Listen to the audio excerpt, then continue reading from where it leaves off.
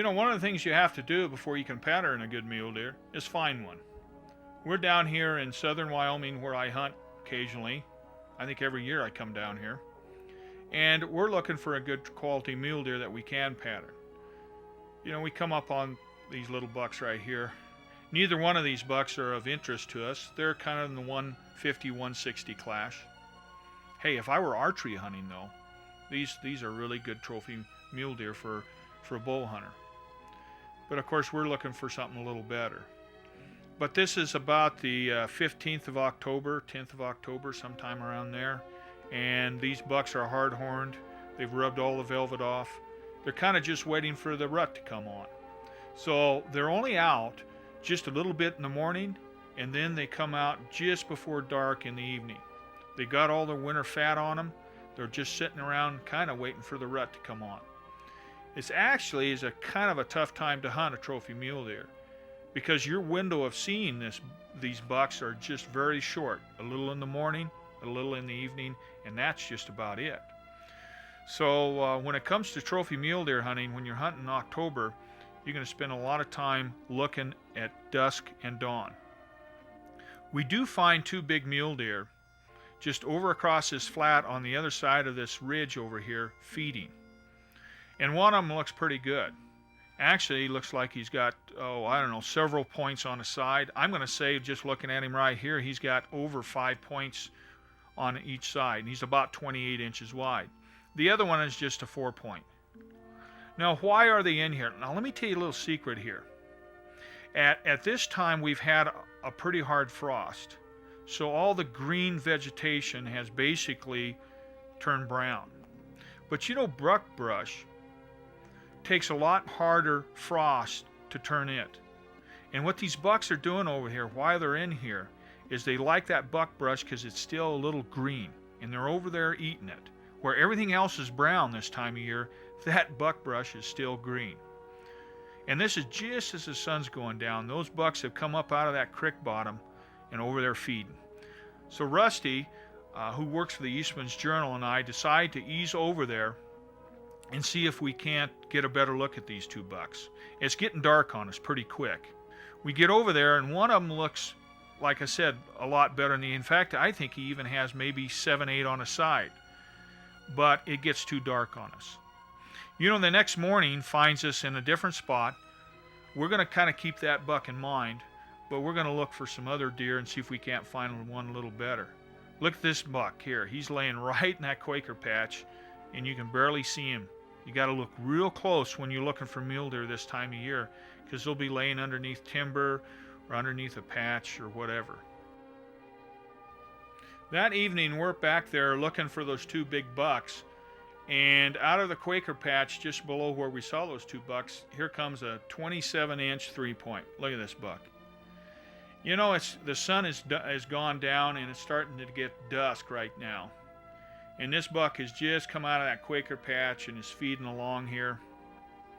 This time of year, like I said, you only have about a half hour of light that you can hunt that those bucks will come out in. And like being in October like this, sometimes it gets difficult patterning a buck, but you got to have patience. And so we're looking for those two bucks we saw last night. Now Rusty looks around this corner. There's a little pocket in here, and this pocket runs for, I don't know, 600-700 yards up here, and it's pretty open. And he says, Mike, look what I see up here. And I throw my glasses up and I look across there, and right smack dab in the middle of that pocket, 600 yards away, right in the open, here's this buck. Now, there's the one on the top of the screen there. He's about a 160 buck. The one I'm talking about is the one on the bottom of your screen right there. The second buck, the lower one. He's got his head down right now feeding. We run back, and of course, Rusty gets his spotting scope up, and we start looking at this buck. This could be a possible shooter.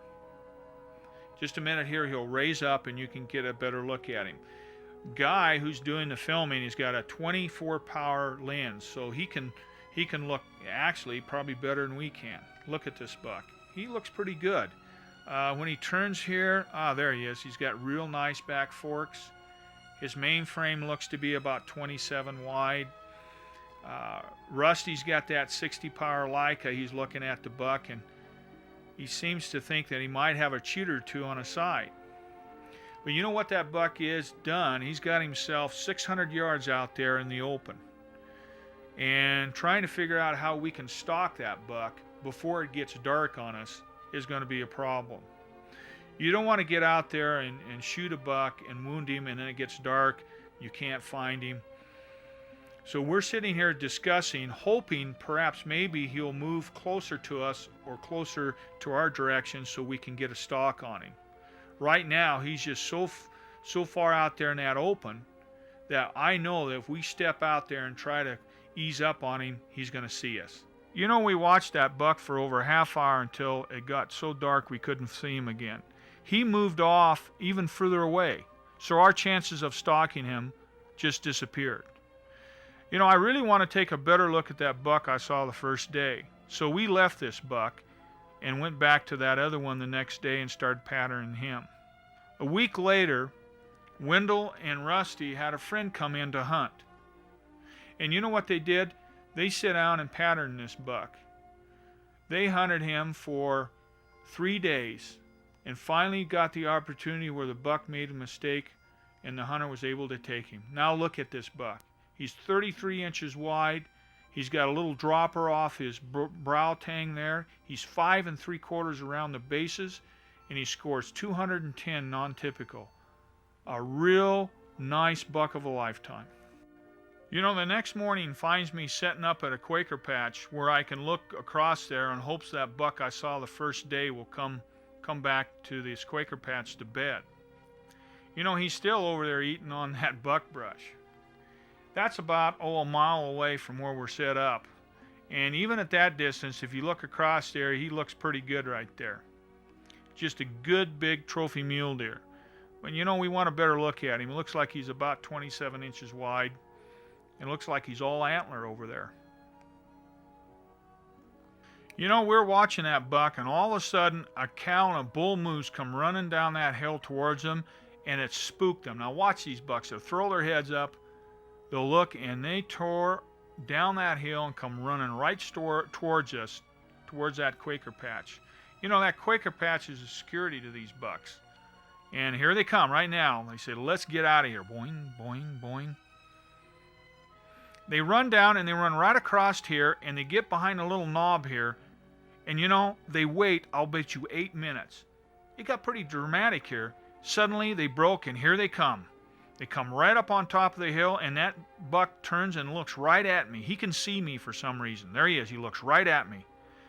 Now, I got an instant to decide whether I want to take the buck. He's not really very wide, and when he turns here, he must have 7-8 points on his side, but he's not really very tall or heavy. See this? I'm going to hold off on him. Maybe next year he'll become a great big, good heavy mule deer. But he is still a nice buck. Look at him. Boing, boing, heading right for the Quaker patch. You know, we never saw that buck again.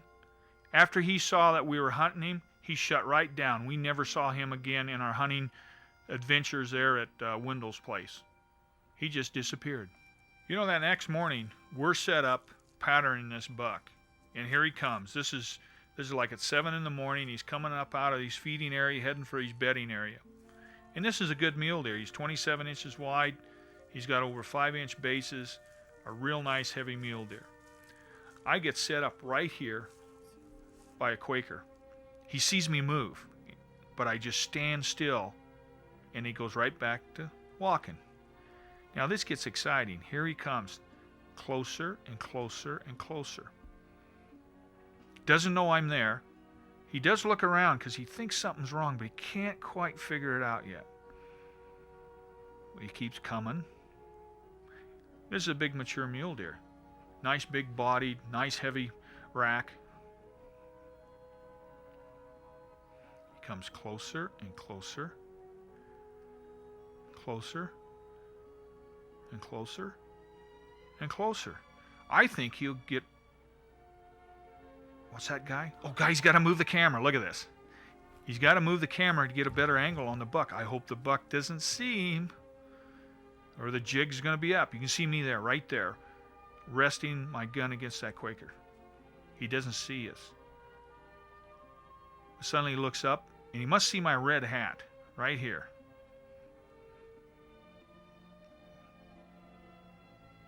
I don't know why he stopped there. We're not moving, but he says, well, I guess things are okay. So he keeps coming and coming and coming. Finally, Guy has to move again.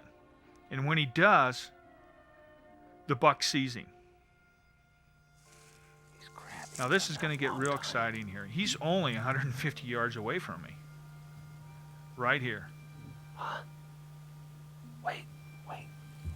He sees Guy move the camera. Guy moved the camera.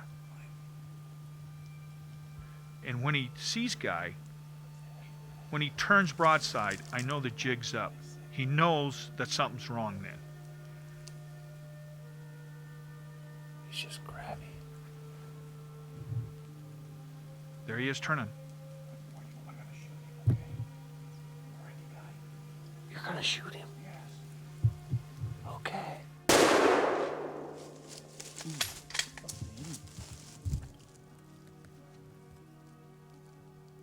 I throw another shell in, and I hit him on the run, and he just collapses right behind this Quaker tree. We had him perfect right there in that grove, and here they come. And he saw me move when I creeped out there, and he stopped and he looked, and I froze. And then he started walking some more. And then when Guy had to move the camera, that's when they stopped, and he goes, uh-oh. And he spun around broadside, and I said, I'm taking him, and boom. Well, let's go take a look at him. Yep.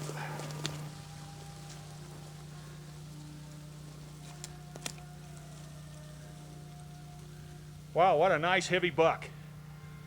Wow. Great. Good eye guards. Got a cheater on both sides. Great deer. So this is, the 10th of October, and it's really been great here. We were able to pattern these bucks, and we saw a lot of good mule deer, and this is just a really good mule deer. He's heavy, got real nice tangs, 17.5-inch G2s. His G4s are 11 inches long, and he's 5 inches at the base, and that just comes from good quality habitat, doesn't it, Wendell? Exactly. Yep.